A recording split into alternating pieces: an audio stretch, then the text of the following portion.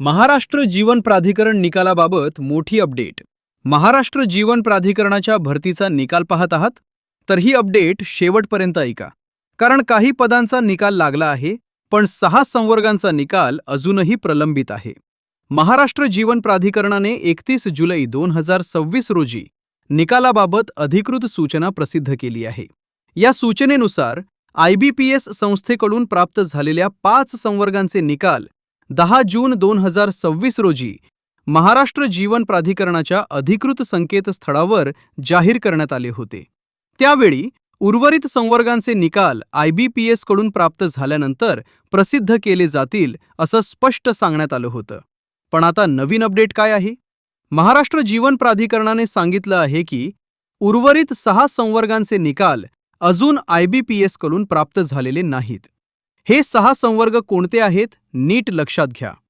पहिलं पद लेखाधिकारी गट अ, दुसरं सहाय्यक लेखाधिकारी गट ब, तिसरं उपलेखापाल गट क, चौथं आणि अनेक उमेदवारांसाठी महत्त्वाचं पद कनिष्ठ अभियंता स्थापत्य गट क, पाचवं कनिष्ठ लिपिक गट क आणि सहावं सहाय्यक भांडारपाल गट क. म्हणजे या 6ही पदांची परीक्षा दिलेल्या उमेदवारांना अजून थोडी वाट पाहावी लागणार आहे. आता प्रश्न असा आहे, निकालाची तारीख जाहीर झाली आहे का?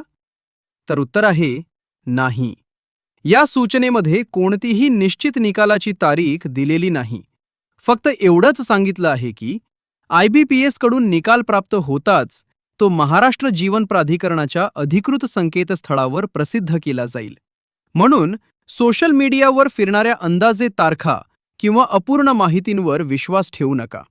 तुम्ही या 6 पदांपैकी कोणत्याही पदाचा निकाल पाहत असाल तर कमेंटमध्ये तुमचं पद नक्की लिहा. निकाल जाहीर होताच सर्वात आधी अपडेट मिळवण्यासाठी राविस करिअर ॲडाला सबस्क्राईब करा आणि ही माहिती महाराष्ट्र जीवन प्राधिकरणाची परीक्षा दिलेल्या तुमच्या मित्रांसोबत नक्की शेअर करा.